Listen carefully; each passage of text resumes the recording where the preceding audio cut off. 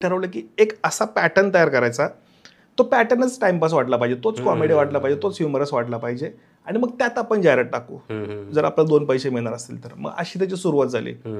आणि मला सार्काझमच आवडतो पूर्ण आयुष्यामध्ये. अच्छा. हा म्हणजे तुमचे 2-3 गंभीर मोमेंट सोडले ना, मला दिवसभर टाइमपासच आवडतो. अच्छा अच्छा. सिरियस बोलायला कमी आवडतं. मग त्यातनं असं झालं की ते डोक्यात भरलेलं होतं, मग तेच लिहिलं आणि ते लोकांना आवडलं. सुरुवातीला असं झालं की सोशल मीडियाचं एक बेसिक गणित असतं की सुरुवातीला सगळे तुम्हाला उचलून धरतात, महिनाभरात बोर झाले की परत टाकून देतात. मागच्या 1.5 वर्षात आम्ही काय केलं ना, प्रत्येक 3 महिन्याला 6 महिन्याला पॅटर्न चेंज करत गेलो. सुरुवातीला फक्त गॉगल घालून व्हॉइस ओव्हर केला. अच्छा. तो लोकांना आवडला. मग व्ह्यूज ड्रॉप झाले. मग कळलं यात पात्र पाहिजे. मग म्हणजे माझ्या बायकोला म्हटलं की तुला आपण ॲज अ कॅमेरामॅन इंट्रोड्यूस करू, कारण मला जोक तुझ्यावर करता येतील. मग तिला आणलं.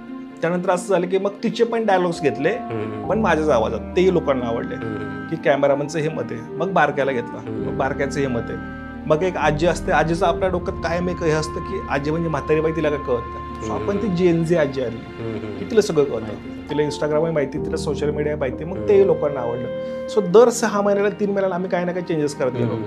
सो आता लिटरली मागच्या 2 महिन्यांपासून आम्ही अजून नवीन ट्राय करतोय. सो सोशल मीडियावरती नवीन ट्राय केलं पाहिजे, कंटिन्यू नवीन. तुम्ही एक फॉर्मॅट घेऊन टिकूच शकत नाही.